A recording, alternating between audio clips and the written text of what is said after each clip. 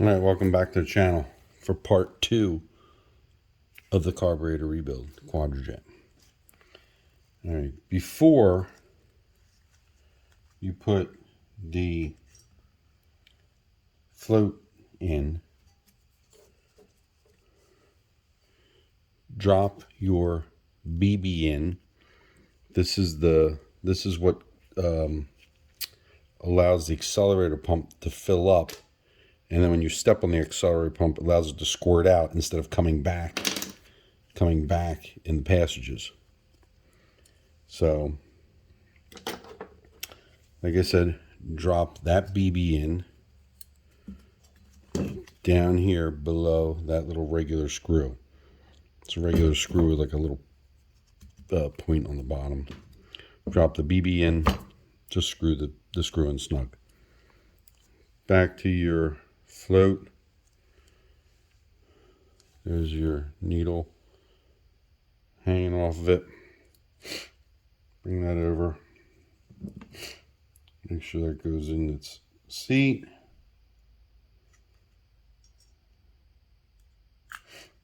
Stays kind of put there. Slide it over, drop it in. Should look like that.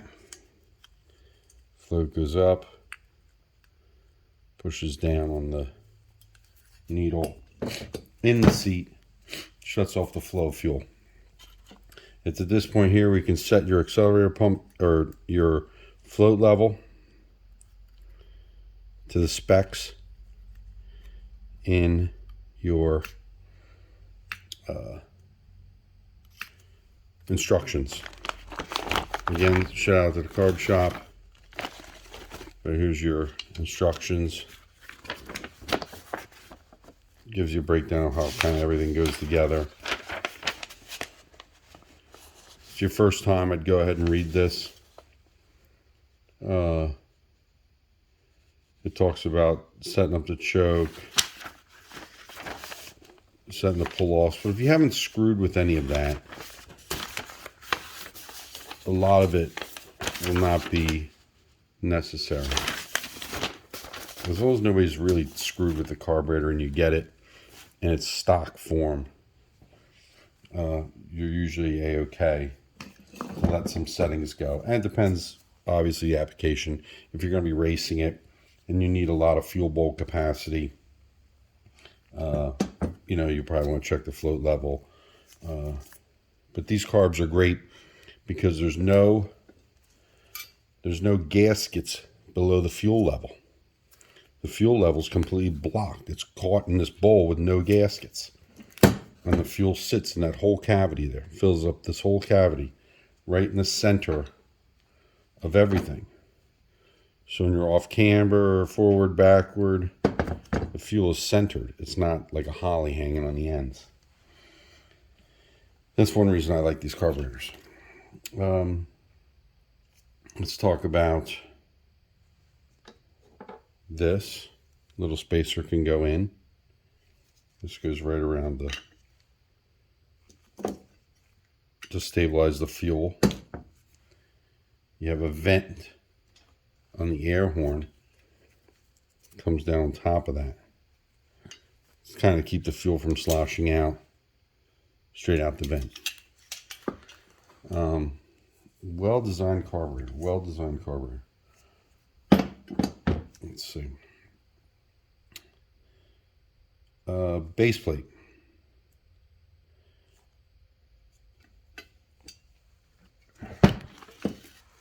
Here's the base plate.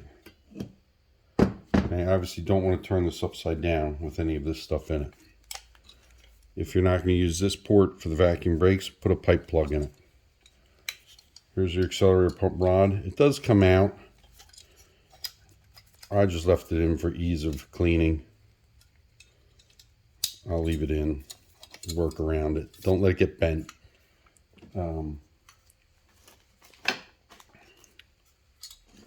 Your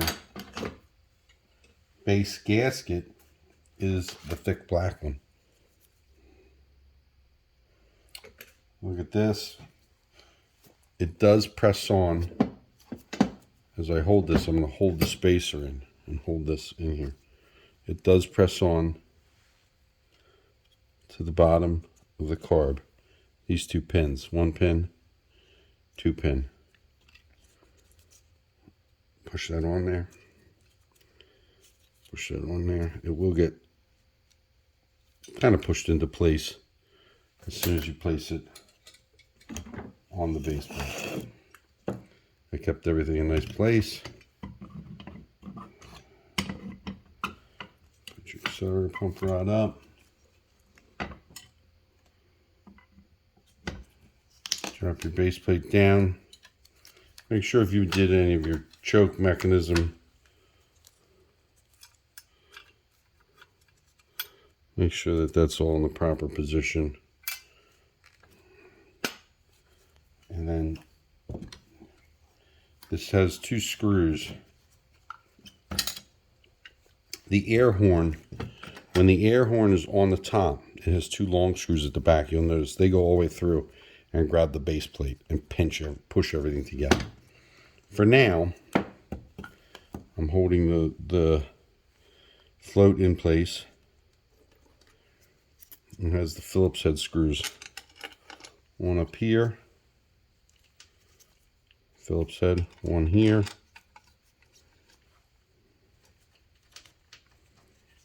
one here. I like to soak all the screws in WD-40 kind of before I put everything together. It helps the threads, it helps tighten everything up. So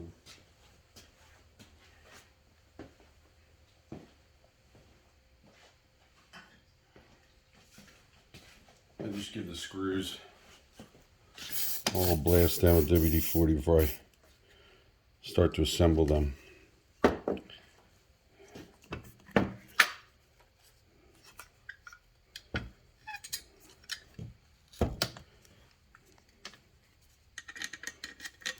Put these together.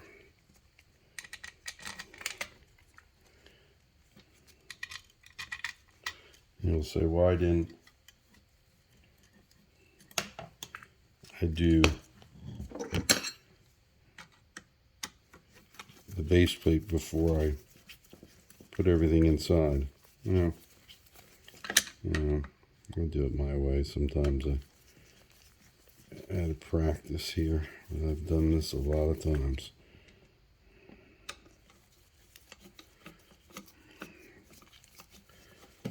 Let's talk about these 2 holes right here you see on top. Some of them come with metal block offs. You'll look at a base plate and you'll see 2 domes here. I'll take the cutoff wheel. I'll cut 2 slots. I'll just graze the bottom here. There's usually 2 dots down here. I'll give it a whack with a punch. The piece will come out. And then you have access to those holes. Those are the idle mixture screws that control the amount of fuel bleeding into the primaries for idle. Now I will come back and retighten these once the air horn's on. Once the air horn's on, like I said, those long screws come down and bite right here into the back of this, into the bottom of this, and sandwich everything together. I'll come back and retighten everything once I have the carburetor all together. All right. We talked about, if you were servicing this in the car and you wanted to do a jet change, let me put this on for demonstration. Okay? Your secondaries, like I said, all you're doing is pulling these rods out.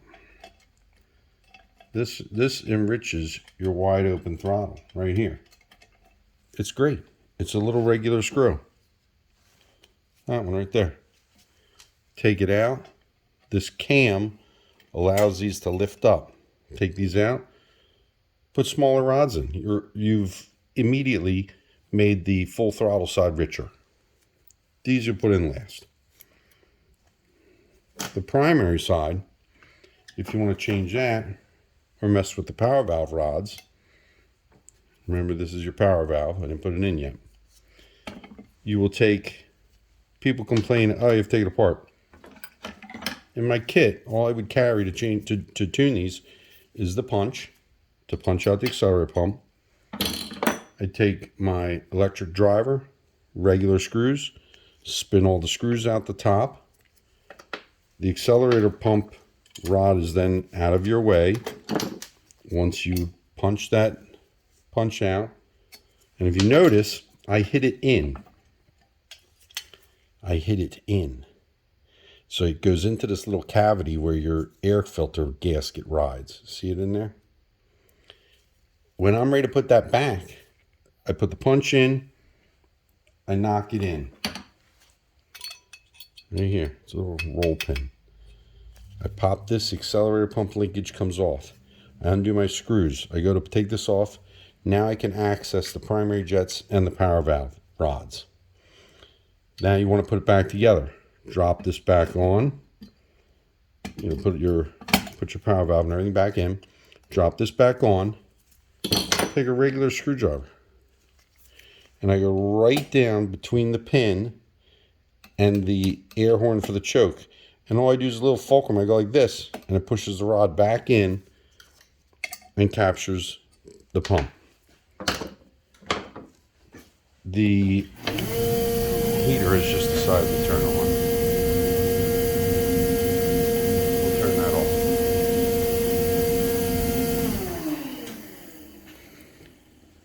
So there. This in, fulcrum, the rod comes back over, your accelerator pump is captured in there. Put your screws back in. It's not a big deal. And you can service this in the car.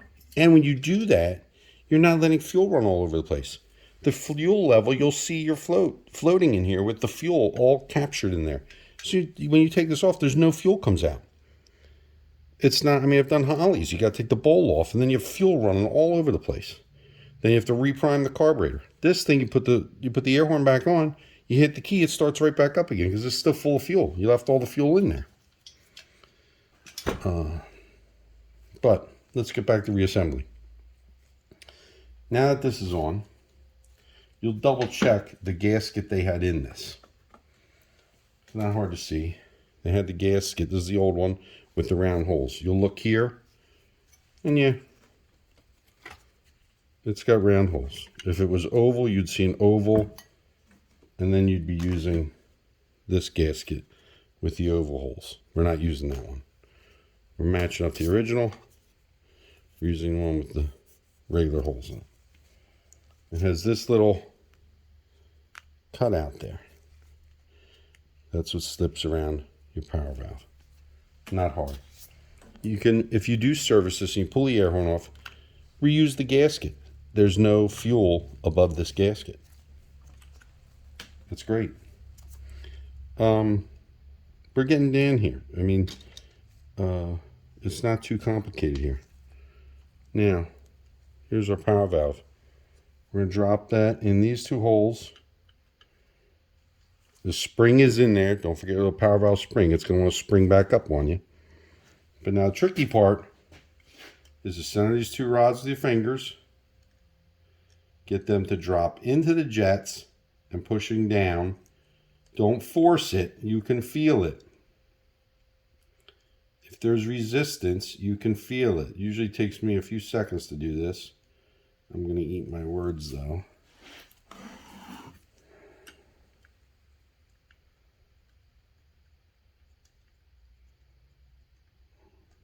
They're spring loaded, so I want to kick out. You feel one side kind of go. You feel the other side hit.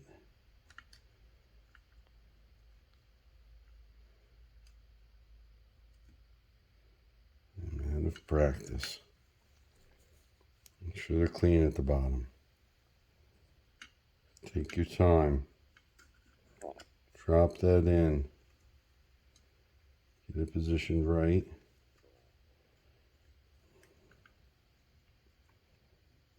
There you go. Boom. There. Now you have this little black ring at the top. If you let this go, it's going to spring back up.